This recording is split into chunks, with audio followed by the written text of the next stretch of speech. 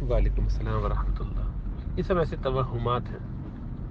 قمیص یا کرتے کے دامن سے منہ پوچھنا، اب ظاہری بات ہے یہ ویسے کوئی اچھا کام تو نہیں ہے. ایسے دیکھنے والے کو عجیب سا لگتا ہے کہ کرتا جو ہے لٹکایا ہوا ہے اور اس کو آپ جو ہے وہ پتہ نہیں اس میں کوئی مٹی گرد وغیرہ لگی ہو.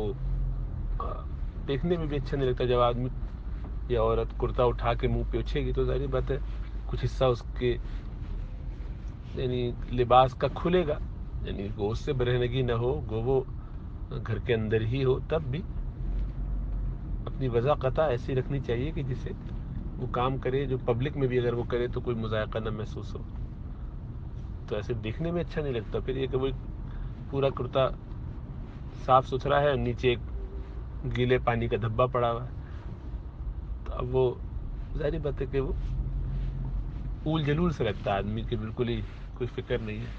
لیکن بہرحال اس سے کا یہ مطلب نہیں ہے کہ یہ کوئی غلط چیز ہے یا اس میں کوئی گناہ ہے یا کوئی ناپسندیدگی ہے. ایسی کوئی بات نہیں ہے. بس تھوڑا سا اوپرا لگتا ہے دیکھ کے، ذرا ایک رکھ رکھاؤ کی چیز نہیں لگتی. بلکہ جو شخص کرتا ہے وہ بھی شادی میں، دعوتوں میں جہاں اور لوگ ہوں ان کے سامنے نہیں کرتا، تو اسے خود معلوم ہے کہ اگر ایسا کرو تو اچھا نہیں لگتا.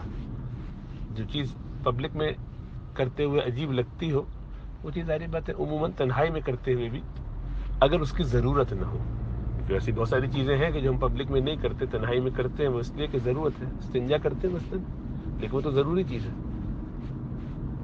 تو بلا ضرورت تو ایسے کام نہیں کیے جاتے. تو اس لیے یہ بھی وسوسہ ذہن میں نہ آئے کہ بہت ساری ایسی چیزیں جو ہم تنہائی میں تو کر سکتے ہیں، لوگوں کے سامنے نہیں کر سکتے. تو وہ ضرورت ہوتی ہے یا اس کی ایک خاص کوئی حکمت ہوتی ہے، کوئی وجہ ہوتی ہے. کرتے سے منہ پوچھنا تو صرف سستی کے علاوہ کوئی اور وجہ نہیں. عموماً ہاں کوئی بہت ضرورت مند ہے، گھر میں ہے ہی نہیں کوئی اور کپڑا، یہی ایک کپڑا ایسی کو استعمال کر رہے ہیں، تو اس طرح کی روایات میں آتا ہے کہ اسی ایک چادر کو حضرات امہات المومنین اور اسی طریقے سے اور ہماری سلف الصالحین کی مائیں اسی کپڑے سے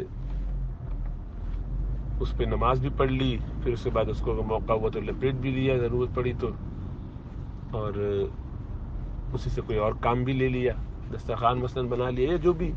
تو یہ تو ٹھیک ہے کیونکہ وہاں پہ ہوتے ہی نہیں تھے کپڑے، یہی ایک کپڑا ہے، ایک چادر ہے، باہر نکلنا ہے تو اس کو لپیٹ لیا، کوئی مذائقہ نہیں. ضرورت ہے تو بلکہ بہت اچھی اور سادگی کی بات ہے.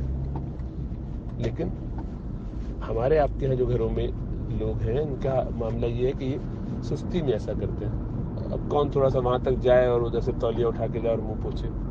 چلو ایسے پوچھے تھے کرتے سے.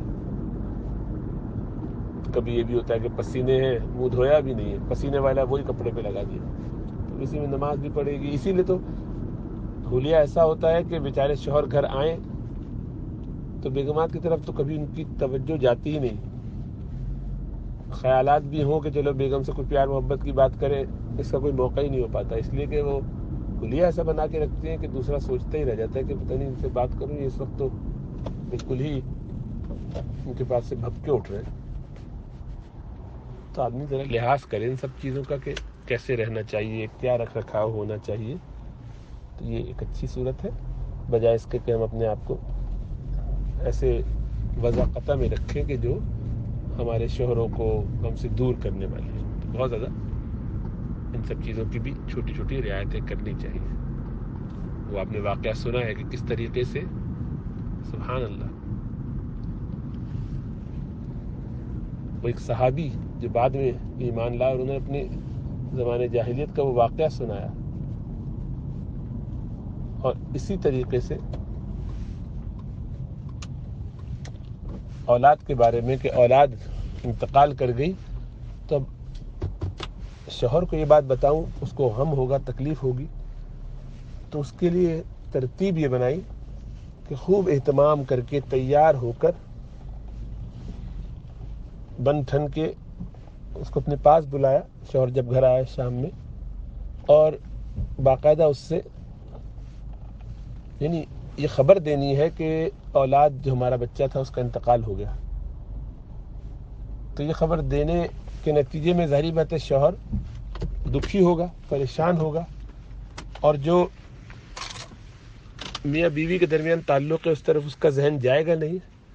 تو اس کے ذہن میں یہ خیال بھی نہ آئے تو اللہ کی رحمت کی امید لگاتے ہوئے اس سے بغلگیر ہوئی، اس کے ساتھ رہیں، رات بھر گزاری اس کے ساتھ اطمینان کے ساتھ، تاکہ اللہ سبحانہ وتعالیٰ اور اللہ سے دعا بھی کی ہوگی یقیناً کہ اللہ اس سے ایک اور حمل ٹھہرا دے،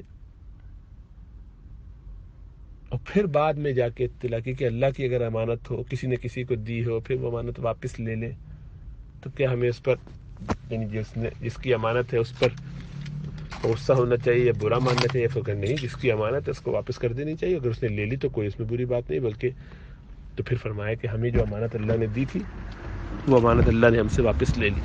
بچے کی، چھوٹے بچے کے انتقال کی یہ خبر دی جا رہی 3 سال کا، اور اللہ کی ذات سے امید ہے کہ اللہ میں اور اولاد دے گا، کیونکہ دیکھو یہ ہے جذبہ کہ ایک دوسرے کے لیے آسانیاں پیدا کی جائیں، عافیت پیدا کی جائے۔ بہرحال اللہ سبحانہ وتعالی ہمیں سمجھ اور شعور عطا فرمائے۔